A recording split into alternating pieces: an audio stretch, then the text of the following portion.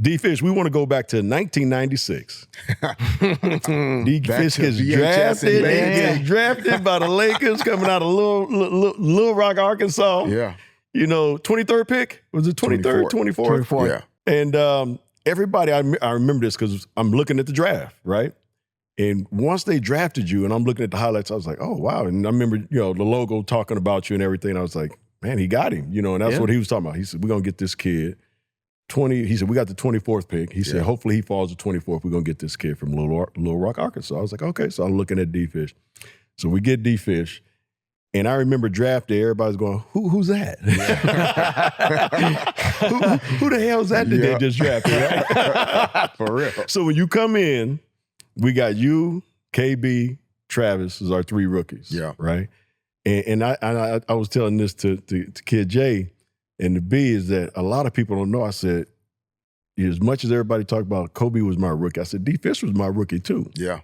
I said, I basically had both of these guys for that year, and I enjoyed the hell out of it. We went to the beach and everything. So kind of talk about the rookie process, getting drafted that year, and your rookie year, you played a lot. Yeah, thankfully. You played a lot, as your rookie, and Kobe didn't play much. Travis had played a lot, and Shaq kind of took him under his wing. But just talk about your rookie year here in L.A.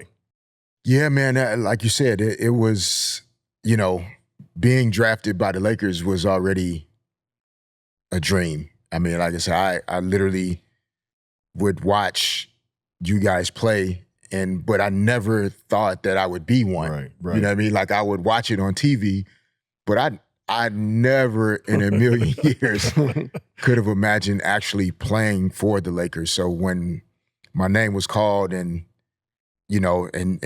Jerry West was the first person I talked to on the phone, congratulate me, excited to have me.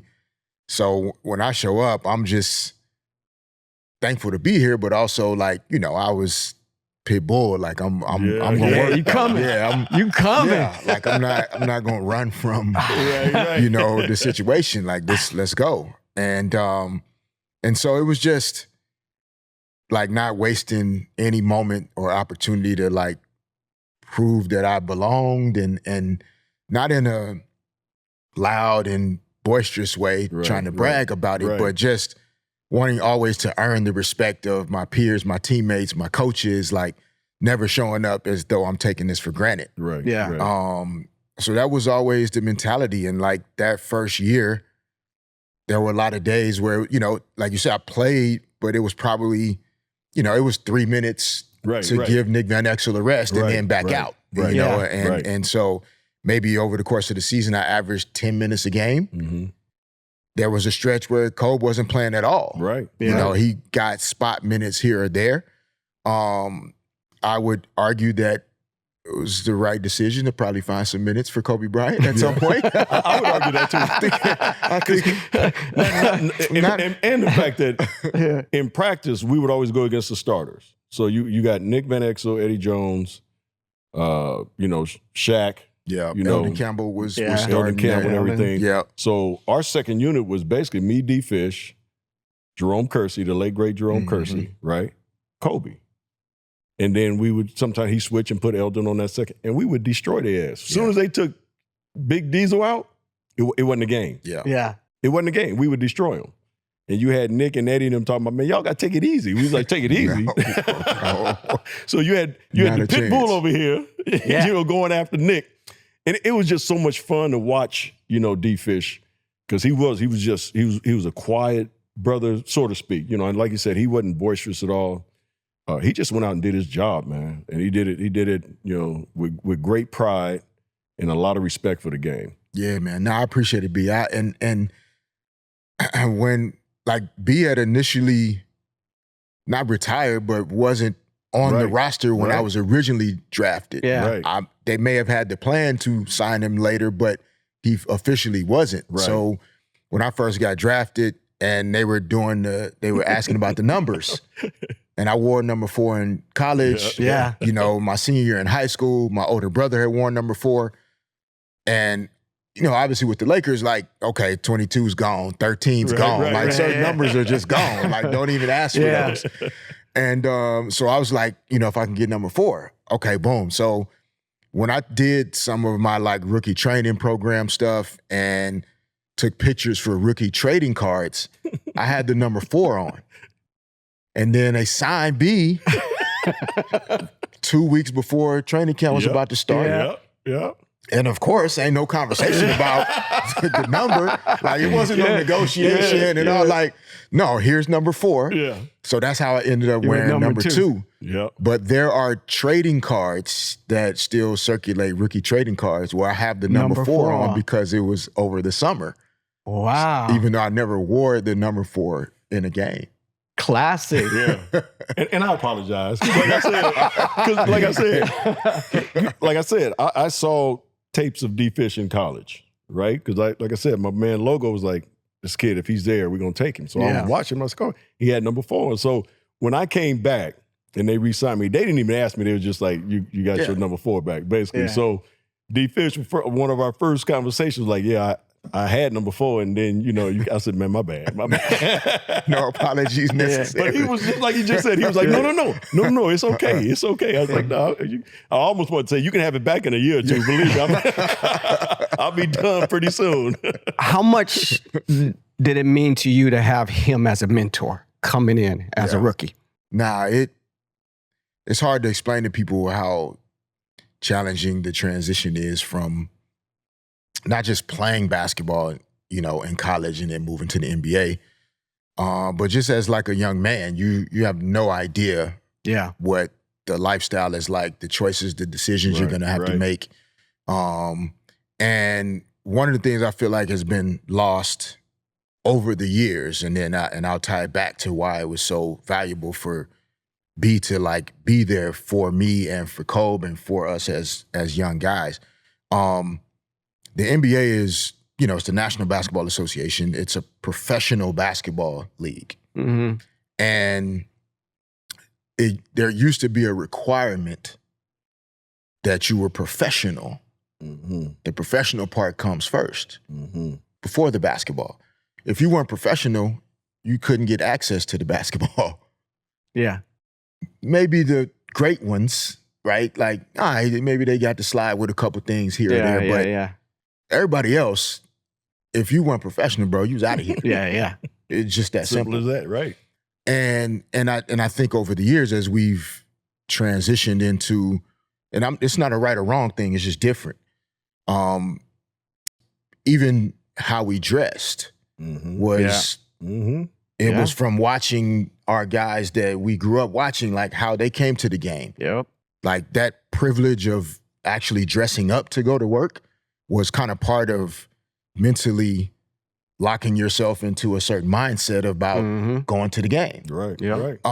And so all of that to say, like, so seeing how B carried himself, the way he came to work, how he showed up, how consistent he was, how he wasn't emotionally high and low based on what was going on.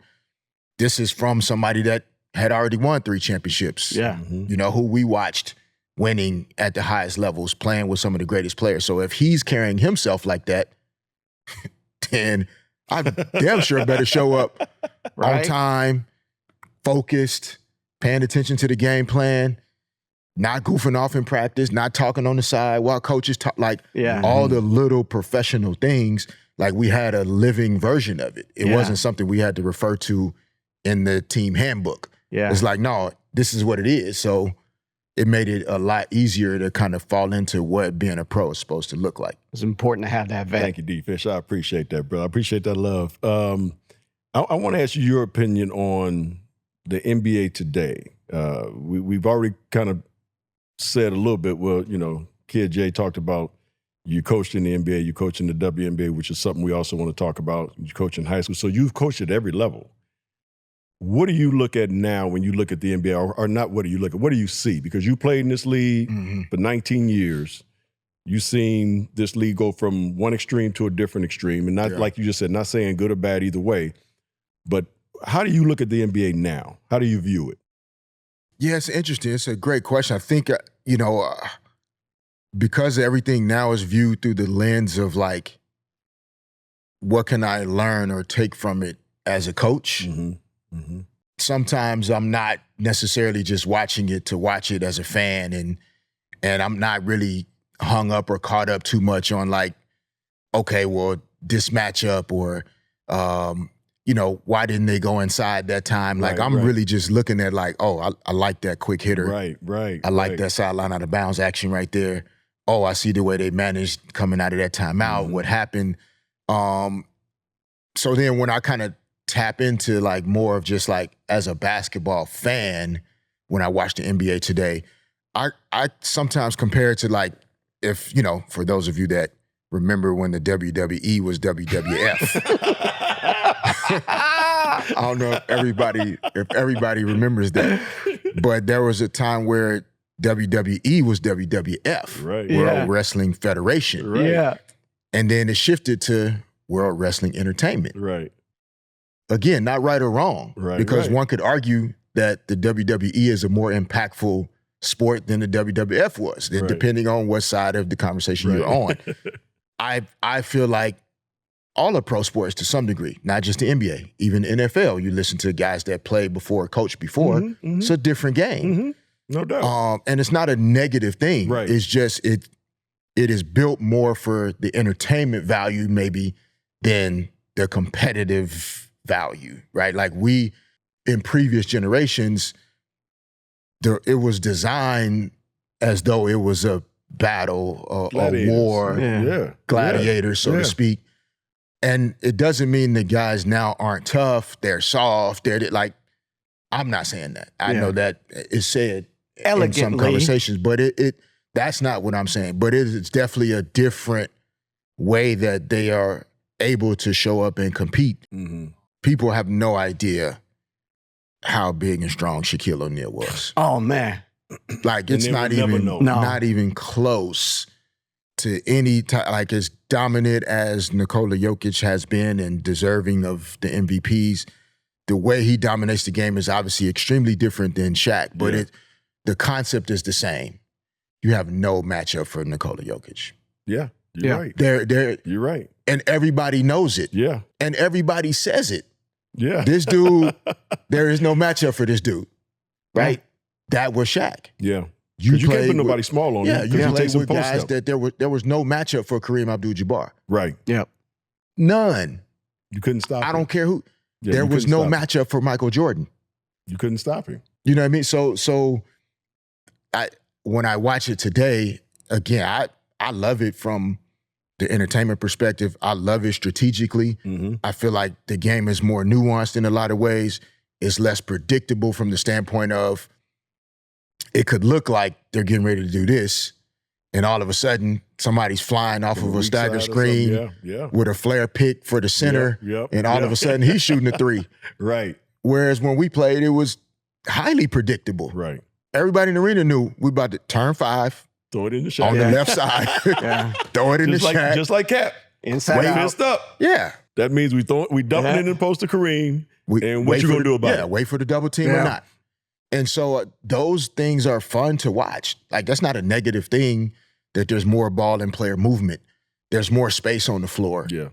Guys are positionless. How fun would it have been to post up every now and then as a guard instead of always a lot of fun, being on the perimeter? Been a lot of fun. How fun would it have been as a shooting guard to also run pick and roll instead of Magic always brought the ball up. Right. The point guard always brought the ball up.